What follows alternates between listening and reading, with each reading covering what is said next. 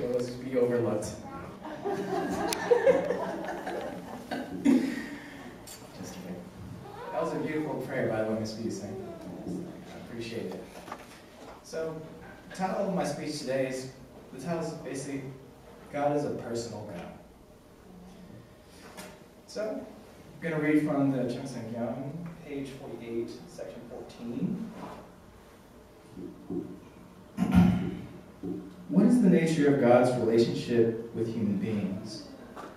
To have a relationship with human beings, he has to be a personal God. In order to be a personal God, he should be like us. Human beings have mind and body. We can deduce the concept of God's dual characteristics from the premise that God, as our creator and original being, in order to share with us a common purpose, has to resemble us, human beings.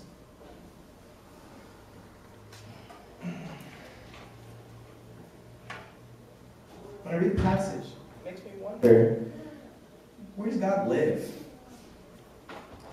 Popular conception or perceptions paint God as this almighty being residing in heaven, watching it over us from afar. I don't see how that perspective of God is personal at all. It's kind of really far and aloof and far away from anything that we ever know. So, from the research I've done, I've concluded that basically God resides in all of our hearts. Every single one of us. It's our responsibility to develop that relationship, though, with God inside ourselves. Once you master that basic relationship with God, you also share that love that you relate to God inside of yourself with people that you love more than anything else. Your spouses, your children, your families, your community, and eventually the world, cosmos. You all know that one. If we read further into that section, it's a really, really great section. It's basically about the common will, and basically God is God, will, intellect, and emotion. The definition of God's characteristics always come down to that God is unique, eternal, and unchanging. When you look at the definition, though, and you see basically unique and unchanging, it seems quite paradoxical at the time. However, upon further investigation, since we are a reflection of God, we're basically God as his children. Have you ever seen any two people that are alike? Even twins. They have the same personality? I don't think so. So the thing is, that leads us to believe that basically we're all unique expressions of God. This also means that basically human beings relate to God in many different ways. It isn't changing, we all come back to God, but the way we express or how we love God is very different.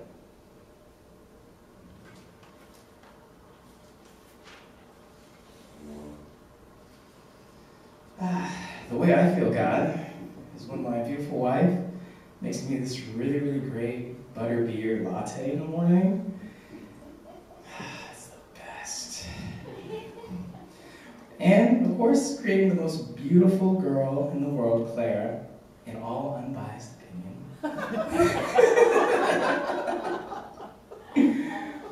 So, however, everyone experiences God differently. Some people experience God through prayer. Some people through meditation. Some people doing Vindicate, like Aunt Stephanie likes singing the Vindicate revivals all the time. Some do it through volunteer work. Others do it through music. Some people experience God through art. There's just a multitude of different ways that you can experience God. It's not just one way. And since we're all unique individuals, we all should be able to express our love for God in the ways that we see basically within ourselves. Seeing most of the time, whenever you think about it, conflicts usually arise within any religion when basically anyone superimposes how human beings are supposed to relate to God, because they believe it's the wrong way. to relate to God, and that there is only one way to relate to God. It also compounds upon itself when religions beat out that uniqueness that we all have within ourselves to love and express God, because we're all different expressions of Him.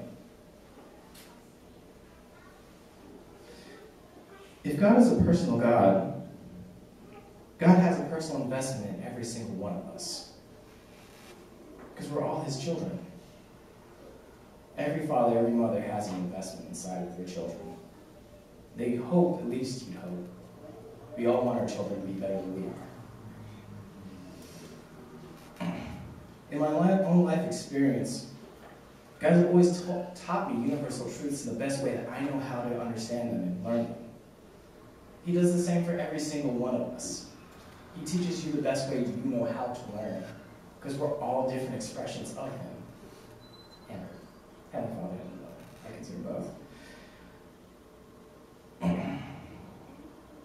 So I believe basically God tapers every experience that you have in your life to help you understand and become a better person and grow spiritually as a better person, because He loves all of His children.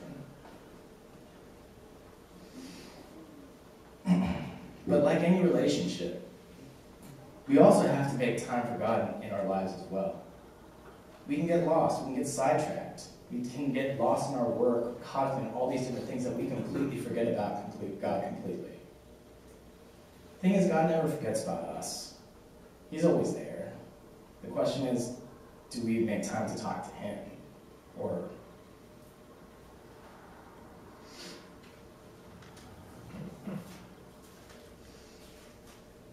so basically, we always have to make a conscious effort to invite God into our work, our projects, our minds, our hearts, our families, our communities. Give Him a stepping stone in. Allow Him to be inside of all of your guys' hearts. Let Him be in your projects that you guys all do. What would it hurt anyway? I'm pretty sure you'd probably make it all successful as well. He's always got your back. And just want to conclude my last one with another section, basically from that section I like. It's basically page 49, section 20. Love is what God needs, and He will love those who resemble Him. Therefore, to share love, God needs a partner with whom He can be pleased. If human beings are indeed God's partner, it follows that God must have a personality that can harmonize 100% with the attributes of human beings. God must be the one who can harmonize with all the elements of the body and mind. Hence, God must have emotion, intellect, and will.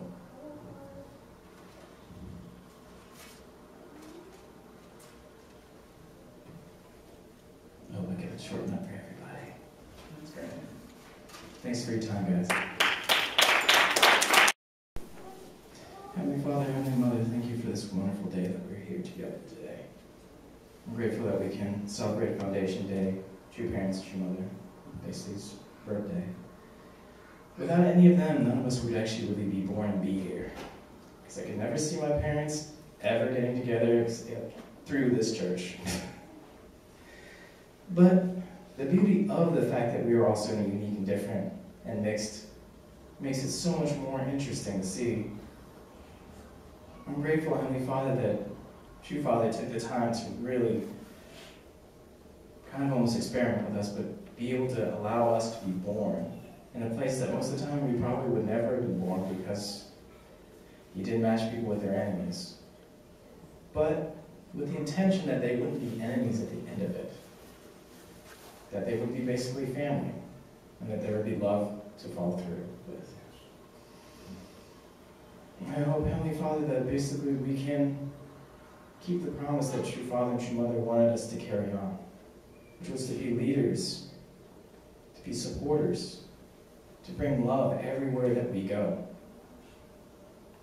I pray, Heavenly Father, that we can continue to build that every single day.